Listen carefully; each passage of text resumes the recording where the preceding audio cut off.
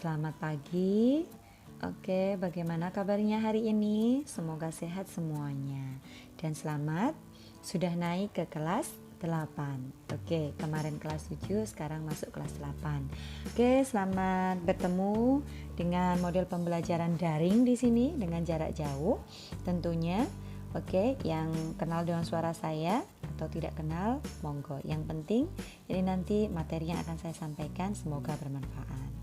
Oke, saat ini kita belajar dengan materi bahasa Indonesia, di mana bahasa Indonesia adalah sebuah bahasa yang biasa kita pakai setiap harinya sebagai komunikasi kita, ya, yang dari daerah lain, yang dari luar Jawa atau sama orang yang Jawa, berarti menggunakan bahasa Indonesia. Oke, lanjut di sini. Sudah silakan disimak. Tulisan saya yang sangat banyak sekali ini akan saya terangkan secara ringkas. Lanjutnya, di sini adalah sebuah teks berita. Ya, yang akan kita bahas adalah teks berita. Di mana di sini teks berita adalah sebuah teks, ya. Oke. Di sini adalah teks berita adalah sebuah teks yang melaporkan kejadian, peristiwa atau informasi mengenai sesuatu yang telah atau sedang terjadi. Nah, penyampaian berita di sini bisa dilakukan secara lisan yang sering kita dengar dan bisa kita baca kalau melewati media cetak seperti koran. Oke. Nah, di dalam teks berita itu kita dapat berpikir secara menyeluruh, efektif, kreatif, kritis terhadap suatu masalah yang terjadi di sekitar kita. Atau kita biasanya selain update status, kita juga update tentang berita. Oke, lanjut, next. Di sini ada beberapa pengertian dari berita dari menurut Miki, ya. Di sini ada menurut William. Oke, lanjut, next. Di sini masuk pada unsur-unsur berita. Kenapa adanya unsur-unsur berita? Ya, unsur-unsur berita di sini adalah sama dengan pokok-pokok berita.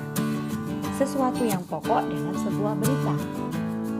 Kalau ada sebuah berita, maka di situ akan kita baca.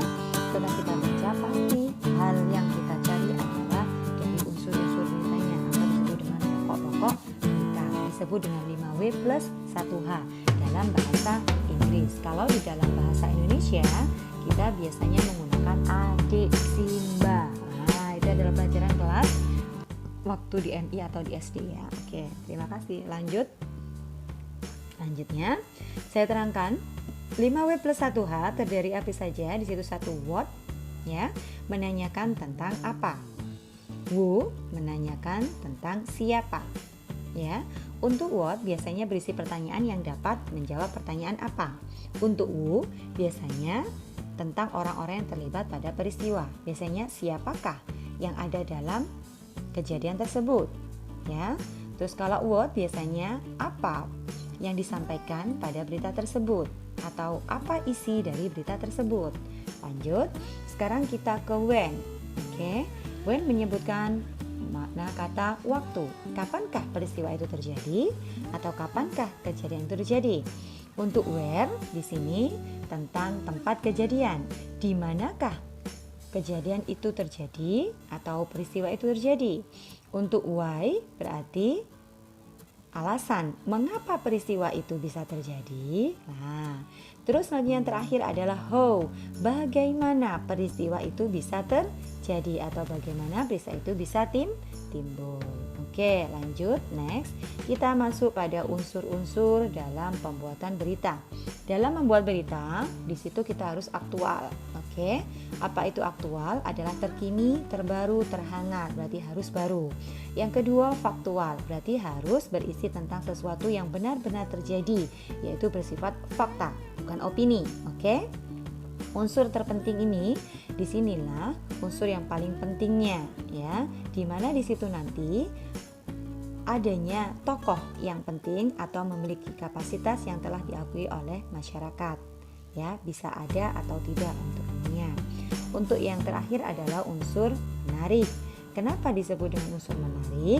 Karena sebuah berita itu harus berisi tentang sesuatu, berita yang sedang menarik pada saatnya, ya atau di situ pada tema yang menarik ya.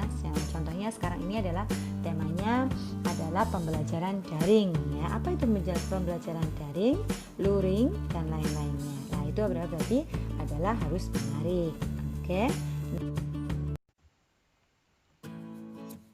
Oke, di sini ada contoh teks berita. Kebetulan teks berita ini diambil dari muslim.okezone.com. Jadi dari berita online, dari media online ya.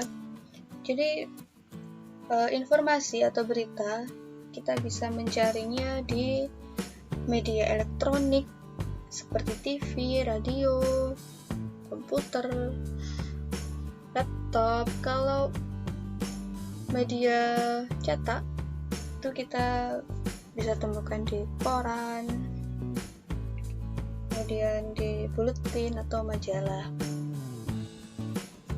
Di sini judulnya berita adalah Dear para santri, tetap patuhi protokol ketat di pesantren.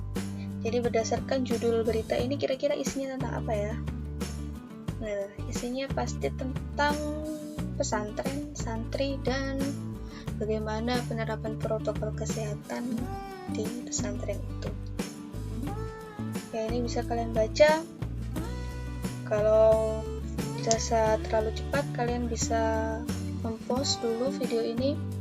Kalian baca dulu sampai selesai, kemudian baru di play lagi. Kita lanjut ke slide setelah ini, yaitu tentang unsur-unsur berita yang ada di contoh teks berita ini.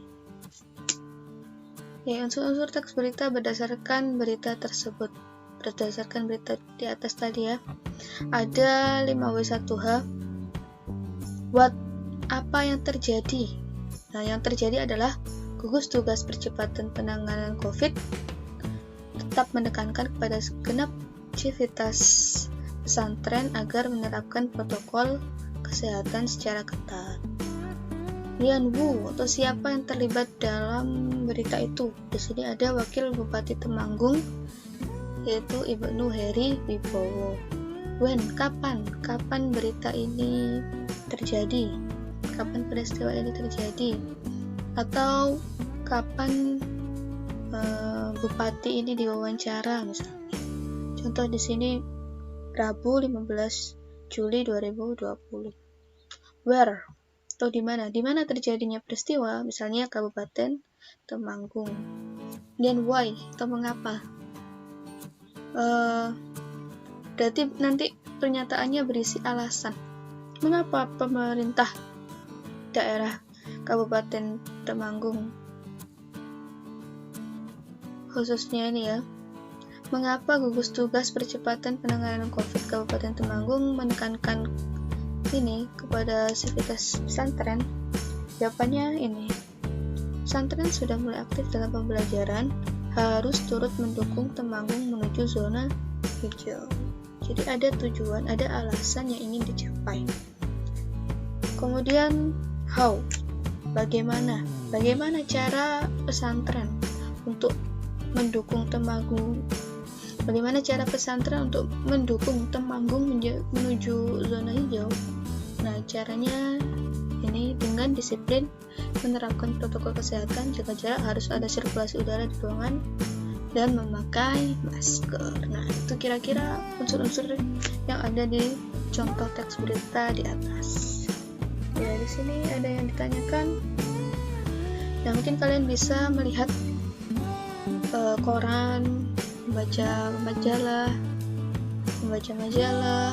atau melihat berita di TV, kemudian kalian sambil iseng-iseng nyatat apa saja unsur dari teks berita tersebut.